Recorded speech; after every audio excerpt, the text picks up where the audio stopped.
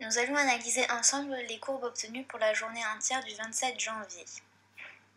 Dans la nuit, on voit que la température chute aux environs de 19 degrés. On remarque que le taux des CO2 est à son minimum, soit 500 ppm. Le taux de composés organiques volatiles est aussi de 500 ppm. On peut remarquer des petites variations sûrement dues au fait que le capteur cherche toujours à se stabiliser autour d'un seuil. À partir de 6h30, le chauffage se remet en route. Le taux de CO2 augmente légèrement. Celui des composés organiques volatiles reste stable. Mais pourquoi ? Lorsque l'on chauffe une pièce, ces taux augmentent car on brasse l'air. Même s'il n'y a personne dans la salle, ces gaz sont toujours présents dans l'air ambiant. Dès 7h55, heure d'entrée des élèves d'une classe, soit environ 30 élèves, le taux de CO2 et de composés organiques volatiles augmente fortement.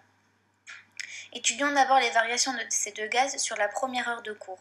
Le taux de CO2 passe de 560 à 1500 ppm.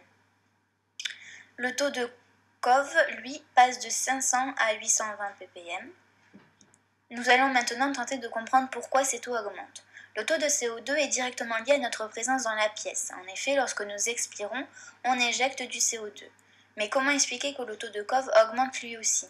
Suite à notre entretien avec le chercheur et à nos expériences, nous savons que nous en relarguons de par la transpiration, la laine, surtout en première heure de cours avec l'antifrice, les parfums et les déodorants. En effet, les parfums contiennent de l'alcool, nos habits et nos sacs contiennent également des COV. De 9h20 à 10h15, le taux de CO2 diminue légèrement, mais pas celui des composés organiques volatiles. Il est possible que la classe présente durant cette heure était moins nombreuse que la précédente ou qu'une fenêtre était ouverte. À 10h15, heure de la récréation, les deux taux chutent. On passe de 1300 à 900 ppm pour le CO2 et de 820 à 620 ppm pour les composés organiques volatiles. On constate donc que ces deux taux varient en fonction de notre présence. La température diminue elle aussi puisque nous produisons de la chaleur. Il est normal qu'en notre absence, elle baisse doucement. À 10h30, les élèves rentrent dans la salle et le taux qui était déjà élevé augmente encore plus que l'ordre jusqu'à 1600 ppm pour le CO2 et presque 700 ppm pour les composés organiques volatiles. Le taux de CO2 diminue légèrement. On peut supposer que le professeur a ouvert une fenêtre ou une porte, mais il a dû la refermer à 12h05 car le taux augmente à nouveau. Pendant la pause déjeuner, de 12h30 à 14h, les taux chutent considérablement. On passe à 610 ppm pour le CO2 et 500 pour les composés organiques volatiles. Le taux de CO2 a plus de temps pour descendre que pendant la récré du matin, car le laps de temps était plus important. En revanche, on peut remarquer que le taux de composés organiques volatiles est le même que durant la nuit. À 14h05, les cours reprennent. On peut s'amuser à calculer la différence. On est à 1350 ppm moins 600 ppm, ça nous fait un 752 ppm pour le CO2 et 900 ppm moins 500 ppm, on est à 300 ppm pour les composés organiques volatiles. Donc même si le CO2 est plus présent dans cette air, la quantité de COV n'est pas négligeable. Une fenêtre ou une porte a dû être ouverte à 14h30.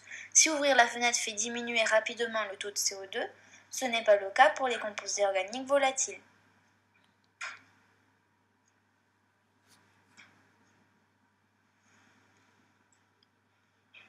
À 15h20, heure de la récréation, les deux taux diminuent au même rythme qu'à la récré du matin.